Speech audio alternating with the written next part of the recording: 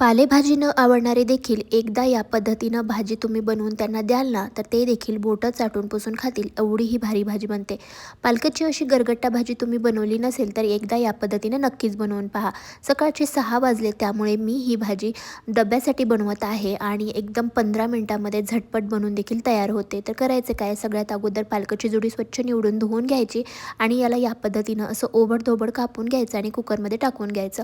कापल्यानंतर यामध्ये टाकायचं आपल्याला अर्धी वाटी हरभऱ्याची डाळ आणि अर्धी वाटी शेंगदाणे, या दोन्ही पदार्थांना व्यवस्थित धुवून घ्यायचं आणि त्यानंतर कुकरमध्ये टाकून याच्या 2 ते 3 शिट्ट्या करून घ्यायच्या. तर बघा या ठिकाणी 10 मिनिटांमध्ये कुकर देखील शिजून तयार झालेला आहे. लगेचच फोडणी करायला घेऊया. फोडणीसाठी 2 चमचे तेलामध्ये आपण थोडंसं अद्रक, हिरवी मिरची आणि लसणाचा ठेचा वापरलेला आहे. थोडीशी हळद, थोडंसं हिंग टाकायचं आणि याला तेलावरती मस्त असं परतून घ्यायचं.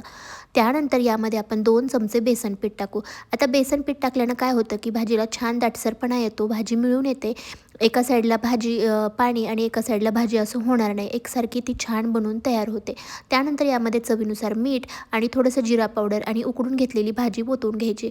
व्यवस्थित त्याला मिक्स करून घ्यायचं. यामध्ये लागेल तसं पाणी टाकायचं, जसं तुम्हाला घट्ट किंवा पातळ हवे त्यानुसार. या ठिकाणी मी अर्धी वाटी पाणी टाकलं आणि 5 मिनिटं भाजीला शिजवून घेतलं. त्यानंतर थोडीशी कोथिंबीर आणि छोटासा गुळाचा खडा टाकायचा, जेणेकरून भाजीला मस्त अशी चव येते, चव बॅलन्स होते आणि मस्त भाजी तयार होते. तर या ठिकाणी 2 मिनिटानंतर लगेचच भाजी डब्यामध्ये भरायला घेतलं आहे.